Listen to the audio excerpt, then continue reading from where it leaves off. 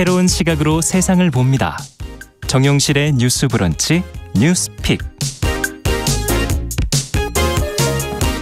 네, 정용실의 뉴스 브런치 항상 청취자 여러분들과 함께하고 있습니다. 오늘도 유튜브, 콩앱, 또 라디오로 들으시면서 언제든지 의견 보내주시기 바랍니다. 방송 중에 반영하겠습니다.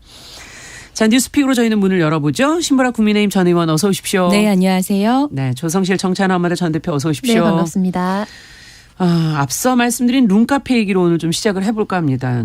청소년들이 많이 가고 있다는 지금 보도가 나오고 있는데 숙박업소나 다름이 없어서 탈선의 온상이 된다. 여성가족부 또 지자체 그리고 경찰에 지금 단속을 여성가족부가 지자체와 경찰에다가 단속 강화를 요청했다고 하는데 현재 실태는 어떻고 문제점은 어떤지 조 대표님께서 먼저 좀 정리를 해 주시죠. 네, 길거리를 걸어가다 보시면 룸카페라는 이름으로 적혀있는 네. 신종 형태의 카페를 보실 겁니다.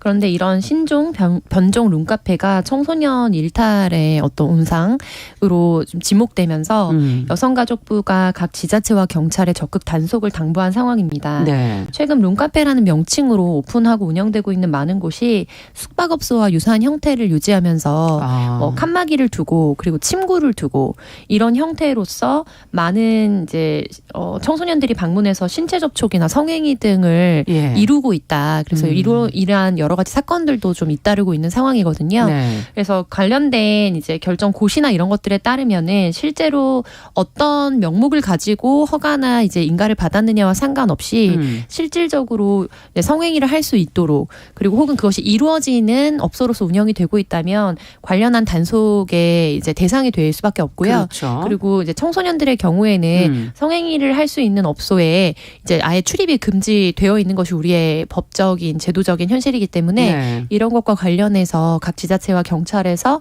향후에 어떻게 대응할지 귀추가 주목되고 있는 상황입니다. 네.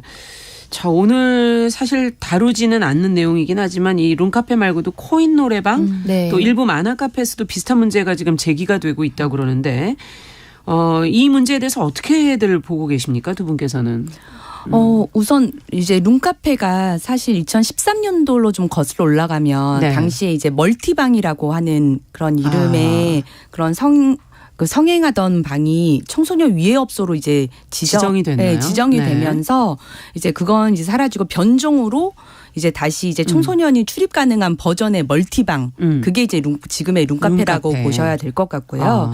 근데 이 룸카페가 이제 독립된 공간들을 제공하면서 이제 뭐 과자나 음식을 주문해서 먹을 수 있고 그다음에 그 안에 뭐 PC, IPTV, 뭐 보드 게임 이런 것들을 좀 할 수 있습니까? 있는 형태로 되어 있어요. 그래서 좋은 휴식의 공간이 되기도 하고 실은 문화의 공간의 역할을 해오기도 했다. 긍정적 의미에서는. 네.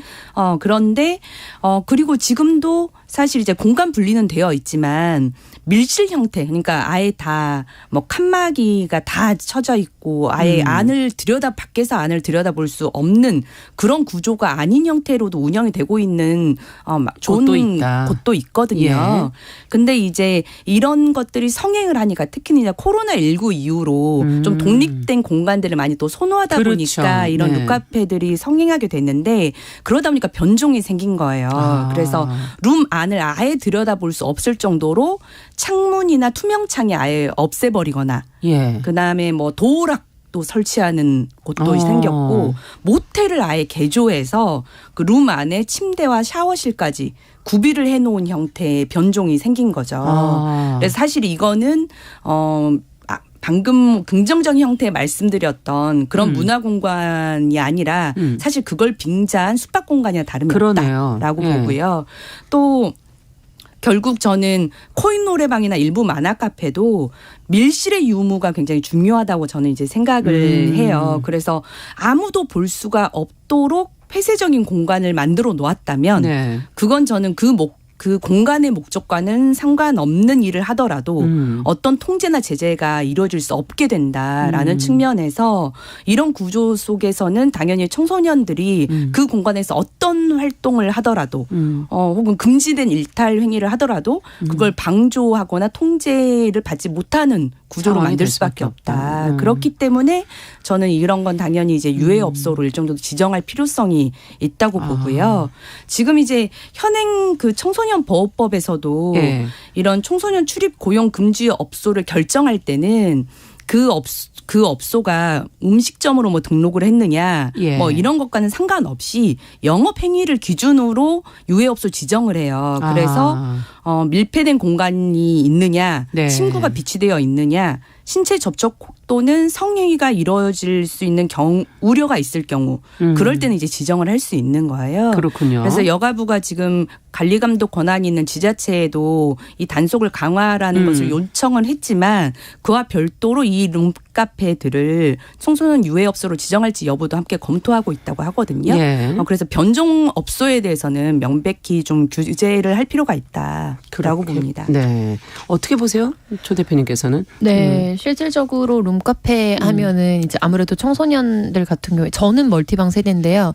이제 이 사실상 밀실로 운영되는 곳이다라는 네. 고정관념이나 경험치들이 굉장히 많이 쌓여 있는 현실인 것 같고요. 예. 그리고 무엇보다 지금 많은 분들이 이미 공감하고 계시는 거겠지만 우리의 법 체계상에서 기본적으로 부모의 동의가 있더라도 결혼이 가능한 나이가 정해져 있습니다. 그래서 만 16세 미만은 어쨌든 결혼 자체를 할 수가 없고 그런데 우리의 교육의 현실은 이제 어떻게 성행위의 관계라든지 아니면 예. 피임이라든지 나아가서 그것이 결과적으로 인생에 미치게 될 파장이라든지 책임의 영역이라든지 이런 부분에 대한 교육들도 사실 이루어지지 못하고 있죠. 그렇기 때문에 더더욱 이제 기본적으로 법적으로 금지되어 있는 곳에서 암암리에 많은 청소년들이 이제 성행위를 하고 그리고 성행위를 하기 위해서 그곳을 찾아가는 현실이라면 네. 이 부분에 대한 집중적인 단속과 이제 대안 어떻게 건전한 이른바 그런 놀이 공간이나 문화의 공간을 만들 것인가에 대한 논의는 분명히 필요해 보이고요. 네. 청소년의 자율성이나 이런 것들 관련된 논의들이 계속해서 많이 올라오면서 예. 청소년을 일부 이제 보호의 대상만으로 보는 것에 대해서 그렇죠. 거부감을 갖거나 비판적인 시각들도 많이 있습니다. 예. 그래서 저도 일정 부분 그 부분에 대해서는 되게 공감을 하고 다만 지금 룸카페 문제에서 좀 논쟁의 여지가 충분히 있는 부분은 이게 기존의 모텔의 역할을 하고 있다는 겁니다. 그래서 지금 이제 의원님께서 얘기해 주신 것처럼 모든 곳이 다 그렇다라고 단정해서는 안 되고 그러네요. 그러면은 네. 이미 이제 법적인 기준에 맞춰서 양심적으로 운영을 하고 계신 분들이 많이 피해를 보기 때문에요. 그렇죠. 다만 이거를 여가부에서 모두 단속하기는 쉽지 않고 실질적으로 각 지자체별로 지역의 영역 어떤 청소년들의 문화 공간이라든지 문화 수준이라든지 이런 것들을 잘 이해하고 있는 경찰과 지자체의 단속이 잘 작동을 해야 여기에 대해서 법적인 것을 위법적으로 편법적으로 이제 악용하고 있는 업주들을 단속할 수가 있는 거거든요. 네. 그래서 나아가서는 업주뿐만 아니라 종사자도 사실 이 단속이 들어가게 되면은 그 부분에 대해서 처벌을 받거나 또 관련돼서 과태료를 물거나 하도록 되어 있는데 지금 이런 것들이 고발됐던 많은 이제 글들이나 좀 논쟁을 촉발시켰던 거는 본인이 여기서 일해봤던 아르바이트생이다. 이런 분들의 어떤 글들이 또 글들이 많이 또 여론을 환기시키기도 했거든요. 네. 그래서 이런 부분에 대해서 현재 우리 법이 어떻게 되어 있고 그리고 향후에 단속 결과가 어떤지에 대해서도 국민들이 좀 관심을 가지고 그러네요. 청소년들이 왜 이런 곳을 찾고 있는가에 대해서 좀 대안적 공간을 마련해주고자 하는 생산적 논의로 이루어질 필요가 있어 보입니다. 네. 앞서 잠시 이제 조 대표님께서 얘기를 해주실 때 이 청소년들의 자율성, 청소년을 그럼 단지 보호 대상으로만 봐야 할 것이냐라는 얘기를 잠시 하셨어요. 그렇다면 왜 이런 곳을 찾을까와 더불어서 이들이 하는 이런 성행위나 이런 것들을 어떻게 바라봐야 될까? 어떻게 봐야 됩니까? 참 어려운 문제네요. 그렇죠. 근데 이제 룸카페와 관련한 지금 이런 종사자들의 증언, 네. 그러면서 이게 지금 청소년의 성행위를 허용해도 되는가 이런 논점까지도 많이 번지고 있다고 그렇죠. 해요. 근데 저는 사실 지금 그런 논점보다는 룸카페가 어떤 보호자의 눈길이 좀 닿지 않는 사각지대라는 점에 주목을 해서 사실 밀폐됐다고 하는 것 때문에 그 안에서 어떤 행위가 벌어져도 그게 어떻게 보면 적절한 제재랄지 아니면 보호자의 어떤 관심이랄지 이런 걸 유발할 수가 없는 구조라는 거거든요. 그렇죠. 그런 점에 좀 주목할 필요가 있다고 보고 그렇다면 청소년들이 왜 그런 공간을 선택해서 가게 되느냐. 그렇죠. 저는 이제 그 문제는 결국 청소년들의 어떤 문화활동, 여가활동의 부족 문제 좀 찾아야 된다라고 보고요. 네. 사실 청소년 활동 진흥법이 있어요. 그런 유해 공간 업소의 단속은 이제 청소년 보호법에 규정이 되어 있고 네. 청소년 활동에 여러 공간들을 마련해 주는 것을 규정하고 있는 게 청소년 활동진흥법인데 이런 청소년 문화시설들을 지자체나 정부가 설치하도록 되어 있는데 네. 사실 뭐 유스호스텔, 수련관 이런 거 많이 들어보셨을 거예요. 예전에. 예. 네. 그래서 지금도 유스호스텔이나 뭐 수련관, 그다음에 문화의 집 같은 경우는 전국적으로 810곳이 있다고 하고요. 예. 이 중에 이제 숙박의 형태가 아닌 문화활동을 중심으로 한 청소년의 문화의 집은 전국에 302곳 정도가 있는 상황이라고 합니다. 네. 근데 이 청소년 문화의 집이 굉장히 잘 시설이 구비되어 있어요. 예컨대 놀이 중심의 카페도 있고요. 야외 공간도 있고 전자오락기, 보드게임, 뭐 댄스 연습실. 이건 무료 이용입니까? 아니면 유료 무료 이용이죠. 이용입니까? 지자체나 정부에서 제공을 하는 거기 때문에. 네. 근데 이제 문제는 뭐냐. 이런 문화시설과 관련된 청소년 조사를 해봤더니 예. 이런 청소년 문화의 집도 뭐 지금 시설 수 자체도 적지만 예. 대부분이 저연령의 어린이들을 중심으로 많이 이제 사용을 있다. 하고 있어서 그러면 초등학생이라든지 네, 맞습니다. 그래서 정작 중학생들은 이 청소년 문화시설이 있다는 걸 인지하면서도 사용을 하지 않는 거예요. 그래서 아이들이 있으니까. 네. 그래서 실제 이용률도 초등학생 거의 70%고 네. 중학생은 10%, 고등학생 10% 정도라고 하니까 예.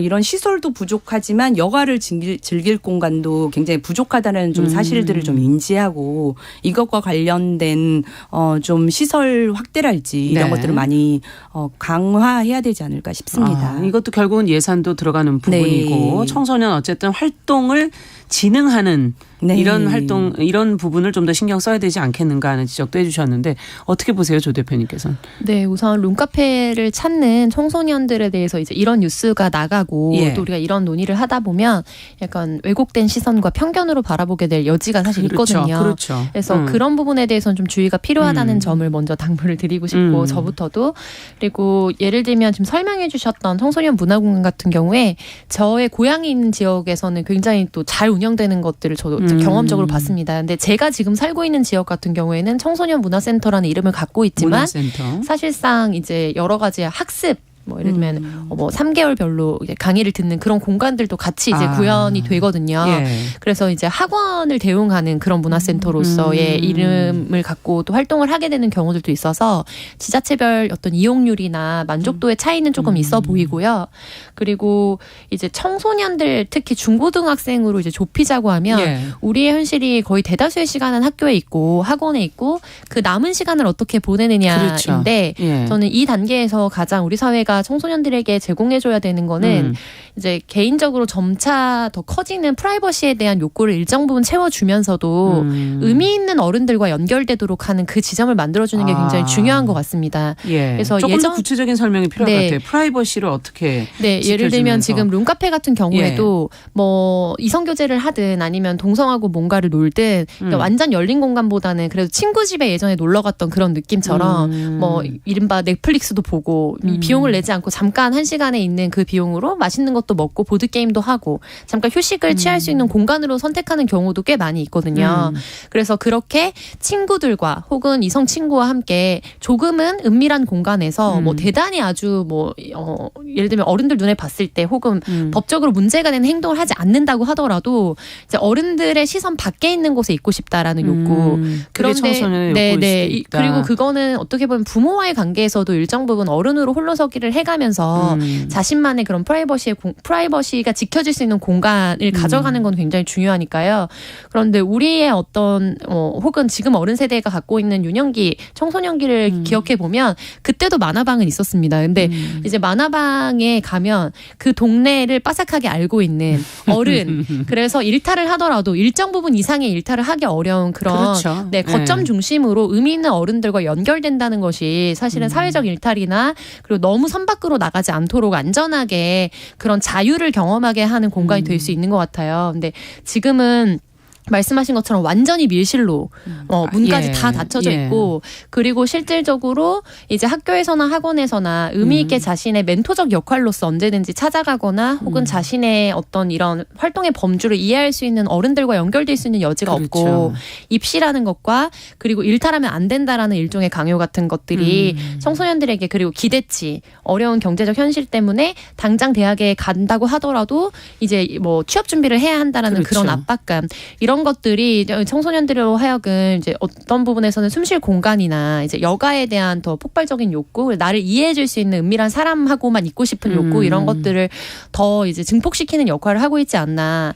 그래서 최근 좀 온라인상에서나 뉴스에서도 좀 논란이 됐던 게 서울시 조례 이제 편성하는 과정에서 최종 그것이 뭐 확정안이나 권고안은 아니라고 발표를 했습니다만 이제 일정 어떤 단체들의 제안과 민원을 받아서 성관계는 부부 사이에서만 이루어질 수 있도록 하는 조례안 같은 것들이 제안이 돼서 굉장히 논란이 됐거든요. 근데 이거는 문자적으로 규정을 한다고 해서 그리고 또 그 내용에 대한 어떤 여부와 상관없이요. 그것이 청소년들에게 절대로 교육되지 않습니다. 그리고 그거에 대해서 동의하지 않는 분들도 굉장히 많고 내용 자체에 대해서도 근데 실질적인 교육은 학교에서도 이루어지지만 또 지역 안에서 지금 말씀하셨던 이제 문화센터나 이런 것들의 공간을 만들어줌으로 인해서 깊이 이런 내용에 터치하진 않지만 언제든지 이곳에 온다면 여기서 자유롭게 놀 수 있고 필요할 때는 의미 있는 어른이나 청소년 지도사들 같은 경우에 거기서 또 일하시는 경우도 많이 있거든요. 만날 수 있다라는 손 닿으면 의미 있는 어른이 있는 공간을 마련해 주는 게 굉장히 필요하다. 단속 과 함께 그런 대안적 공간에 대한 필요도 같이 당부드리고 현실적으로 있습니다. 어떤 그 청소년들이 스스로 서고 싶고 또 개인적인 어떤 프라이버시를 조금은 보호받을 수 있는 그러나 또 어른들과 연대가 될 수 있는 완전히 끊어지지는 않은 그런 공간을 잘 고민을 해봐야 된다는 지금 지적을 해주셨어요. 자, 끝으로 뭐 더 생각해봐야 될 부분이 있을까요? 한마디씩만 하고 마무리하죠. 우선은 이 룸카페 같은 경우에 지금 지자체에서는 이제 처음에 뭐 관리 감독 권한이 없다 뭐 이런 식으로 좀 발뺌하다가 워낙 이게 사회적 이슈로 주목을 받기 시작하니까 이제 좀 계도 단속을 좀 시작하는 것 같아요. 근데 이제 실제 긍정적인 형태로 운영하는 룸카페와 방금 말씀드린 변종 형태 이런 룸카페들을 딱 명확히 구분해서 그 변종에 대해서는 명확한 규제와 단속을 강화했으면 하는 바람입니다. 네. 어떻게 보십니까, 조 대표님께서? 네, 저는 청소년들에게 조금 더 열린 공간에서 친구들과 교제를 나누는 것이 오히려 자기를 지킬 수 있는 방법일 수 있다. 이런 환경에서는 그런 옵션들을 충분히 같이 고려하면서 놀이공간을 선택했으면 하는 말씀 드리고 싶습니다. 네. 자, 첫 번째 뉴스 저희가 룸카페에 관련된 내용 좀 살펴봤고요. 두 번째 뉴스로 좀 넘어가 보겠습니다.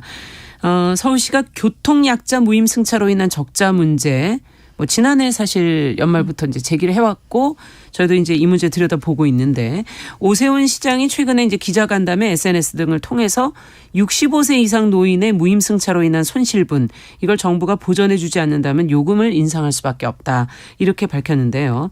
자, 기재부는 또 지자체가 운영하는 대중교통에 대한 손실 책임은 지자체 자체에 있는 것이고 서울시만 또 지원할 수는 없는 입장이다. 지자체가 문제 여러 곳이 있으니까요. 이렇게 입장을 밝혔는데 두 분께서는 어떻게 보시는지 지금 또 앞으로 초고령 사회가 이제 좀 더 속도가 빠르게 지금 다가오고 있다는 건 뭐 현실적으로 다 알고 있는 현실이고 이 문제가 이제 당장 우리 앞에 이제 떨어졌어요. 어떻게 해야 될까요? 어떻게 바라보십니까? 저는 이게 뭐 애견된 논란이자 또 지연된 논란이다. 왜냐하면 이제 실은 초고령 사회를 앞두고 있어서 여러 형태의 뭐 연금 문제랄지 이런 게 다 그렇죠. 실은 걸려 있어서 예. 2017년도에도 이제 노인 연령 상한에 대한 아젠다가 한번 있었죠. 부각이 됐었다가 예. 사실 이제 노인 단체들의 이제 반발로 무산이 된 적이 있었거든요. 근데 지금 이제 서울시뿐만이 아니라 부산, 대구, 광주 등 이제 광역 지자체들에서 지하철을 많이 운행을 하고 있는데 사실 이제 정부가 그 손실을 보전해 주는 건 코레일 이제 철도에 국한되어 있고요. 지자체의 도시철도와 관련된 손실은 지자체가 책임을 지도록 되어 있는 구조에 있습니다. 네. 이제 그렇기 때문에 사실 근데 이제 65세 이상 노인에 대한 무임 수송을 결정한 게 1984년이고 네. 그게 39년 전 결정이거든요. 네. 당시에는 이제 65세 노인 인구가 5.9%에 불과했고 당시 이제 경제 성장에 따른 과실이 서비스 연결로 잘 연결되지 않아서 노인 빈곤 문제가 굉장히 심각했잖아요. 맞아요. 그에 따라서 최소한의 이제 보편복지의 정책 일환으로 그냥 대통령이 이런 지하에 65세 네. 노인 인구에게는 무임 수송을 하도록 하자 하면서 결정된 거니 그렇지. 서울시 네. 입장에서는 정부가 결정한 사안이니까 일정 정도 정부도 이제 책임을 져야 되는 부분이 있지 않느냐라고 하는 부분이기 때문에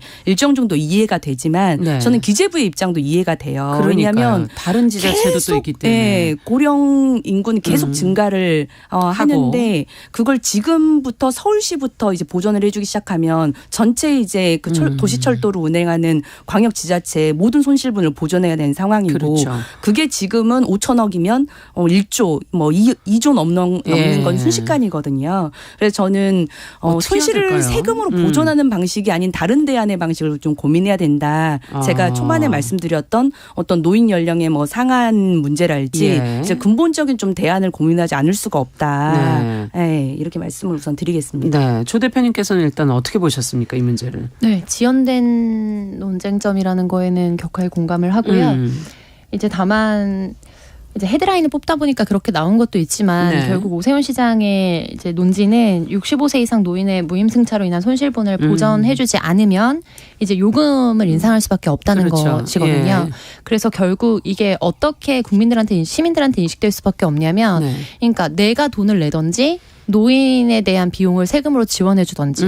그래서 결국 저는 이렇게 정치적인 아젠다를 세팅하는 것이 노인에 대한 혐오와 세대 간 갈등을 부추기는 거라고 생각합니다. 그래서 사실 이제 이 적자 손실분이 굉장히 커졌고 특히 코로나 때 거리두기나 이런 밀폐 공간에 대한 두려움 때문에 이용 승객이 급격히 줄어들면서 네. 이제 1조가 넘어가는 뭐 경험도 했거든요. 승객이 주니까 아무래도 마이너스가 수입이 줄어들기 났겠죠. 때문에. 네. 근데 이제 조금 완화되면서 그것만큼은 아니지만 그래도 점점 이제 적자 손실분이 커지고 있고 이제 서울시가 분석한 통계로는 한 30% 정도가 이제 노인 무임승차로 인한 적자 손실분일 것이다라고 예상을 하고 분석을 하고 있는 상황입니다. 네.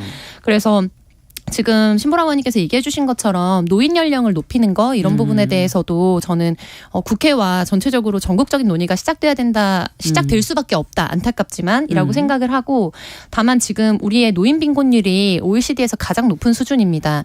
노인 빈곤율이라는 거는 100명까지 이렇게 우리가 줄 세우기를 했을 때 네. 가운데 있는 중위소득의 50% 미만, 그러니까 상대적 빈곤율, 절대적인 빈곤에 가까운 것을 경험하는 노인이 50%에서 60%가량 되거든요. 그러니까 거의 대다수의 노인들, 반절 이상의 노인은 정말 가난하게 살고 있다는 거예요. 수입이 없기 때문에. 네, 그리고 그렇겠죠. 서울은 주거 부담이 예. 더 높기 때문에 집이 있지 않는 이상 그런 부담들도 있어서, 그러면 이 높이는 그 과도기적인 예기치 않은 지금 당장 높였을 때에 각자 부담해야 되는 실비에 대한 부담을 정부와 지자체가 어떻게 나눌 것인지에 대해서 조금 더 이렇게 솔직한 논의가 필요하다는 논의가 필요한 거군요. 상황이다. 네. 자세한 설명은 추후에 또 이어서 드리도록 하겠습니다. 지금 뉴스픽은 저희가 잠시 후에 계속 이어가겠습니다. 11시 30분부터 일부 지역에서는 해당 지역 방송 보내드리겠습니다.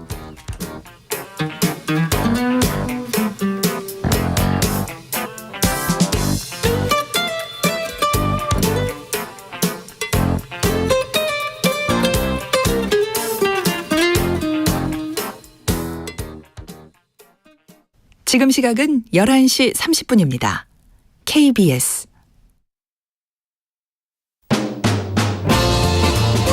여러분은 지금 KBS 1라디오 정용실의 뉴스 브런치와 함께하고 계십니다. 네, 뉴스브런치 뉴스픽 서울시의 대중교통 무임승차 비용에 대한 정부 지원 필요성 요금 인상 문제 저희가 지금 들여다보고 있습니다. 지금 조성실 대표께서 지금 이런 발언과 논쟁이 노인 혐오나 세대 갈등으로 가서는 안 된다라는 네. 일단 전제를 얘기를 해 주시면서 현실적으로는 지금 노인 빈곤율이 OECD 중에서 지금 높은 편에 네. 해당이 되기 때문에 이 부분을 어떻게 할 것인지를 잘 감안하면서 이 문제를 이제 접근해야 된다는 지금 지적을 해 주셨는데 네. 마저 조금 더 네. 얘기를 해 주시죠. 예. 지금 이제 65세 이상으로 넘어서는 세대가 이른바 베이비부머 세대이기 그렇죠. 때문에 숫자가 참 많아요. 네, 일정 부분 갑자기 드라마틱하게 노인 인구가 많아지기도 했고 또 이 세대가 윗세대와 아랫세대를 같이 아우르면서 더 가난한 자녀 세대를 부양하고 그리고 지금 급격히 또 노령화되고 있는 그렇죠. 부모 세대에 대한 어떤 노인 요양의 문제도 같이 부담하고 맞습니다. 있는 세대이기도 합니다. 네. 그래서 이게 단순히 이제 우리가 노인이 많아졌기 때문에 노인 인구를 뭐 70세로 늘리자 막 온라인 같은 데는 더 급격하게 노인 혐오적인 발언들이 막 쏟아지고 있거든요. 그런데 그런 논의는 저는 우리 사회의 근간 자체를 흔들 수밖에 없는 형태라고 생각을 하고요. 그래서 예를 들면 지금 지자체별로 100% 비용을 면제해줘야 되는 상황은 아닙니다. 그러니까 할 수 있다라고 관련 법규는 되어 있고 지자체들의 결정에 의해서 100% 감면을 해줬던 것이지. 근데 이제 각 지자체장들도 다음 선거가 걸려 있기 때문에 그렇죠. 개인의 결정으로 이거를 50%로 줄인다, 70세부터 지원을 한다 이렇게 바꾸기가 몇십 년을 해왔는데 어려운 상황이거든요. 네. 그러니까 예를 들면 65세부터 70세까지는 50%를 내는 것으로 상향 지원을 하되 이제 향후 뭐 5년간 이것에 대해서 예상되는 어떤 손실분이라든지 자부담률을 갑자기 이제 예고되지 않은 상황에서의 지출이 생기는 거잖아요. 각 시민들은. 그렇죠. 그렇기 때문에 이 부분에 대해서 각 지자체가 분담을 뭐 예를 들면 정부 지원을 뭐 30%를 해준다면 20%를 지자체가 하겠다.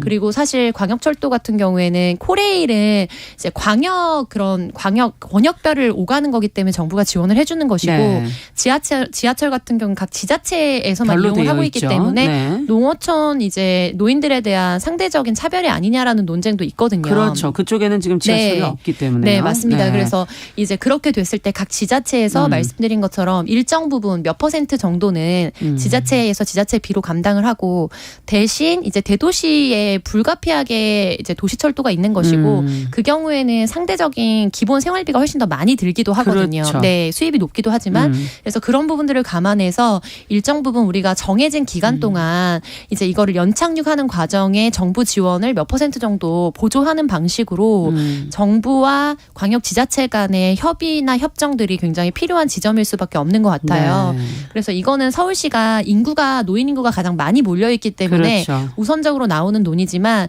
점점 이제 다 젊은 인구가 얘기가 빠져나가는 되겠죠. 다른 광역시에서도 조만간 논의가 될 수밖에 없는 문제이긴 합니다. 그러네요. 좀 연착륙하는 방향으로의 서로의 모색과 타협이 필요하다 지금 네. 이제 이런 지적을 해주셨는데 어떻게 해야 될까요? 대안을 이제 그러면 좀 찾아봐야죠. 앞서 연령에 상한 이 부분도 좀 지적을 하셨고 지금 뭐 비율 이런 얘기도 해주셨는데. 네. 저도 조정실 대표님, 저도 이제 정책 대안에 좀 이제 네. 고민을 하면서 실은 이제 해외 사례와의 비교도 많이 있고 그러는데 저도 그 아이디어란 측면에서는 조 대표님과 굉장히 비슷했어요. 네. 그러니까 당장 노인 연령을 뭐 급격히 아예 기준 상향을 하는 데는 여러 가지 갈등이 있을 수밖에 없고 그건 또 아마 또 시의를 많이 정말 요구할 수밖에 없는 주제라는 생각은 들어요. 네. 하지만 어쨌든 지금 65세 이상 인구가 지난해는 지금 전체 인구 대비 18%였는데 2040년만 돼도 35%가 된다고 하니까 정말 급격하게 늘어나네요. 1, 2년, 3에서 5년 네. 안에는 이 문제에 대한 결단을 일정 정도 내려야 된다. 되네요. 네. 다만 지금 이제 해외 같은 경우도 대부분 이제 전체 노인 인구에 이렇게 무임 수송을 하는 거는 전례가 없고 네. 프랑스는 저소득 이하 퇴직 고령자 네. 그러니까 취업을 그러니까 하지 소득 않은 자체도 좀 낮은 분들 위주로 그런 고령층에게만 무임 수송을 허용하고 영국은 출퇴근 시간에는 무료 탑승을 할 수 없게 되어 있고요. 미국은 이제 주에 따라서 다르지만 지하철 요금의 30에서 50%를 할인해 주는 방식이거든요. 네. 그래서 사실 이제 노인 빈곤은 여전히 조금 있는 문제이고 그거에 대한 사회적 안전망이 점차 강화되고 있는데 네. 다행히도 이제 그 2021년 작년부터는 그 노인 가구의 생계급여 수급을 할 때 자녀 부양 의무제가 폐지가 됐거든요. 그렇죠. 그래서 노인이 소득만 없다면은 실은 이제 복지제도 혜택을 받을 수 있는 제도 개선도 네. 많이 이루어졌기 때문에 노인의 소득을 기준으로 우리가 뭐 30에서 50% 정도 이렇게 할인율을 조건하는 방식, 그에 따른 뭐 지자체와 국비 보전액을 좀 조정해주는 저도 그런 방식을 한번 좀 검토해볼 필요가 있다라는 생각이 듭니다. 네, 조 대표님께서도 끝으로. 네, 그 정책 간 정합성을 같이 고려해야 한다라는 걸 강조하고 싶은데요. 네. 그러니까 이번에 국민연금 같은 경우에 뭐 여러 가지 부대 소득을 다 포함해서 연간 2천만 원을 넘겼을 때 건강보험을 별도로 가져가야 되는 걸로 네. 이제 하한액이 이제 낮아지면서 관련해서 국민연금을 그럼 포기하겠다라고 이야기하는 분들도 생기고 그렇죠. 실질적으로 자녀한테 이제 건강보험이 들어가 있다가 별도로 2-30만 원씩 또 매달 내야 네. 되는 것들이 생기면서 이제 말씀해주신 부분 다 거의 대다수는 공감하는데 너무 이제 저소득층이나 생활 빈곤자들에게 지원이 됐을 때 서민층, 서민층에 계신 분들이 실질적으로 국민연금을 자기가 냈던 거에 일정 부분 납부를 받지만 실부담액이 확 커지면서 결정적으로 같이 상대적으로 빈곤한 층이 되지 않도록 그런 부분에 대해서 부처별로 지금 노인에 대해서 같이 지원하고 있는 모든 것에 대한 정합성을 고려할 필요가 있어 보입니다. 그러네요. 서민층에 대한 고려도 필요하다. 자, 앞으로 이 문제는 계속 좀 저희가 논의해 보겠습니다. 뉴스픽 조성실 정치하는 엄마들 전 대표, 신보라 국민의힘 전 의원 두 분과 함께했습니다. 감사합니다. 감사합니다. 남성의 입장에서 여성의 입장을 이해하는, 그래서 사실 이 역지사지의 태도가 한국 사회로 지금 필요한 것이 아닌가. 그 어떤 사람들은 삼루에서 태어났으면서 자신이 삼루타를 친